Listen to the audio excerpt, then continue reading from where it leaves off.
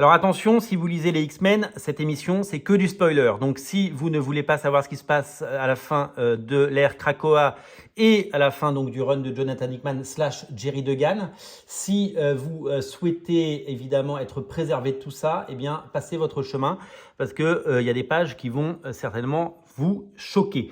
Vous connaissez mon amour pour les X-Men. Vous connaissez ma passion pour les X-Men depuis toujours. Ce sont les personnages, les héros qui m'ont fait aimer les comics. Et mon cœur bat avec les X-Men. Et quand les X-Men sont bons, comme avec Grant Morrison, comme avec Chris Claremont évidemment, avec Jim Lee, quand c'est bon comme Joss Whedon, j'ai adoré le rush de Joss Whedon, j'ai adoré celui de Bendis. Et ben là, j'adore. Et quand c'est moins bien, eh ben je suis pas content. Quand c'est Chuck Austen qui massacre les X-Men, je suis pas content. Quand on a des runs affreux, eh ben je suis déçu et je veux un monde meilleur. J'avais beaucoup aimé les X-Men Blue dans les premiers numéros et puis très vite ça a tourné en rond. D'ailleurs, on n'a jamais eu la fin en deluxe en version française chez Panini. Les X-Men Gold, j'ai pas aimé du tout les X-Men Gold. Je trouve ça, et on n'a pas eu la fin non plus d'ailleurs. Il y a plein de runs incomplets en deluxe. C'est un peu le merdier. L'ère de Jonathan Hickman, j'ai beaucoup aimé House of X, Power of Ten, et plus ça avançait dans les épisodes, moins ça m'intéressait. Et puis Jerry Duggan, j'étais content quand il a repris la série parce que les premières pages les premiers épisodes par Pepe Larraz étaient sublimissimes. Et puis pareil, lire les épisodes 20, 21, 22 des X-Men, mais enfin ça me tombe des mains. Et puis ils ont lancé ce numéro que j'ai. Ça c'est une couverture variante de J. Scott Campbell. Alors c'est très drôle, je vais vous raconter l'histoire. J'ai pris ce numéro parce que je vois une couverture de Campbell. Alors je prends, même si ça coûte 8,99. Rendez-vous compte du prix des comics. Un comics 8,99, 9 euros. Donc je me suis dit, je prends la couverture de Campbell. Je vois marqué Fall of X, je tousse, pardon. Et ben voilà, pendant mes vidéos. Voilà. On essaie de ne pas tousser, mais on tousse. Fall of X. Je me dis, mais c'est quoi ce truc? Et comme j'ai un peu décroché parce que j'attends le revival, il doit y avoir un revival qui a été annoncé. Il y a eu un teaser avec marqué New X-Men. J'espère qu'ils vont pas nous foutre Kamala Khan, même s'ils vont nous la mettre dedans. C'est pas ça les X-Men qu'on veut lire, c'est pas Kamala Khan clairement. Nous on veut du X-Men classique mais moderne, ce qu'avait fait Joss Whedon notamment. Et je prends ce numéro. Et en fait, ce numéro, alors spoiler inside, eh bien, c'est le Hellfire Gala de l'année. Alors, le Hellfire Gala, normalement, c'est une fois par an. Et vous savez que quand il se passe 12 mois dans notre monde à nous, d'être vivant, d'être humain, il se passe pas 12 mois dans les comics. Et c'est le 3e, je crois, Hellfire Gala. Donc, ça veut dire que les personnages ont vieilli de 3 ans. Donc, ça veut dire qu'ils font vieillir les personnages très, très vite. Il y a toute une ribambelle d'artistes, on va les nommer. Là, c'est Adam Kubert, c'est magnifique.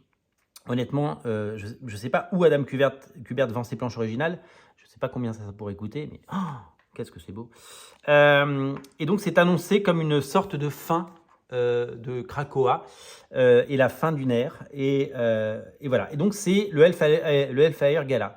Et donc, eh bien, j'ai commencé à parcourir. Et puis, j'ai pris une claque énorme à la fin parce que je m'y attendais pas. Et en fait, je l'ai lu en disant, est-ce que je suis en train de lire est réel? Est-ce que mon niveau d'anglais est suffisant pour comprendre ce que je suis en train de lire? Est-ce que j'ai bien compris ce que j'ai lu? Parce que c'est tout simplement une claque immense. C'est une claque immense ce qui se passe dans cet album. Alors, est-ce qu'on a eu les pages de crédit? Oui. Jerry Duggan est au scénario. Au dessin, on a Adam Kubert, Luciano Vecchio, Matteo Lolli, Russell Dauterman, Javier Pina, Hervé Silva, Joshua Cassara, Chris Anka et Monsieur Pepe Larraz. C'est assez taré de voir tous ces artistes puisque ils sont tous très talentueux, même si certains je connais moins et que je l'avais dit dans une autre vidéo. Depuis que Pepe Larraz a défini graphiquement cet univers, eh bien, je trouve que tous les dessinateurs se sont mis un peu à dessiner comme lui. Et du coup, de temps en temps, on a du mal. Typiquement, là, je ne sais pas qui dessine. Les premières pages, c'est Andy Kubert. Mais là, je ne sais pas qui dessine. Alors là, on a Kamala Khan. Et donc, du coup, je dois un petit peu m'adapter. Donc, vous connaissez le principe du Hellfire Gala, cette sorte de Met Gala des X-Men. Ils ont tous des beaux costumes. Ça scintille et ça pétille. Et donc, on va découvrir ça. Et alors là, ça va commencer à partir un petit peu... pas dans tous les sens, mais il va se passer des choses dans cet épisode. Et je rappelle qu'il y a du spoiler, que certains personnages, comme Iceman, vont mourir.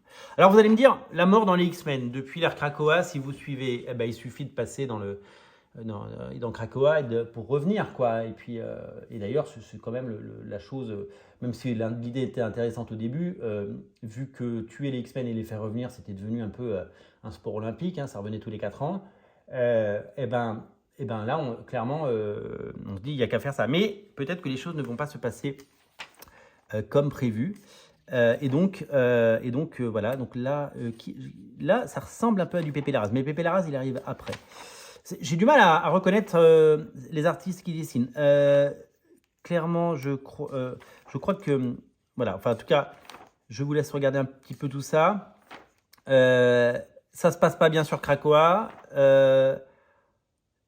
Vous allez voir qu'ils vont passer une porte et il va se passer quelque chose de terrible puisque